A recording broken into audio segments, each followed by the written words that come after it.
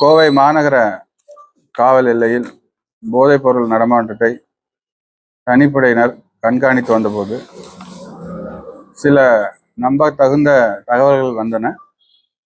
அதன் அடிப்படையில் சில நபர்களை விசாரிக்கும் பொழுது அவர்கள் ஹை எண்ட் சப்ஸ்டன்சஸ் யூஸ் பண்ணுவதாக நமக்கு தெரிய வருகிறது. அவ்வாறு யூஸ் செய்த 7 குற்றவாளிகளை இன்று அரெஸ்ட் செய்து அவர்களிடம்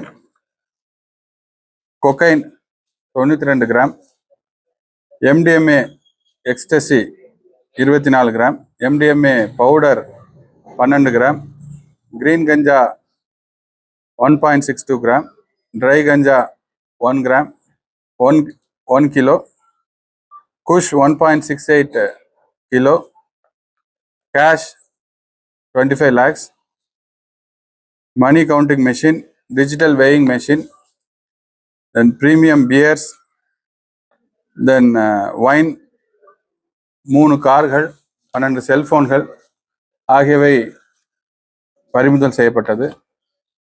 அனைத்து குற்றவாளிகளும் இன்று நீதிமன்ற காவலுக்கு அனுப்பப்பட்டுள்ளனர். மேலும் ஃபினான்ஷியல் இன்வெஸ்டிகேஷன் செய்யும் பொழுது இவர்கள் இந்த போதைப் பொருள்களை விற்ற வகையில் பல்வேறு இடங்களில் அசையா சொத்துக்கள் வாங்கி குவித்துள்ளதாகவும் தெரிய வந்துள்ளது. அவையும் குற்ற ப்ராப்பர்ட்டியாக சேர்க்கப்பட்டு அவைகளும் பறிமுதல் செய்யப்படும் என்பதை தெரிவித்துக் கொள்கிறேன்.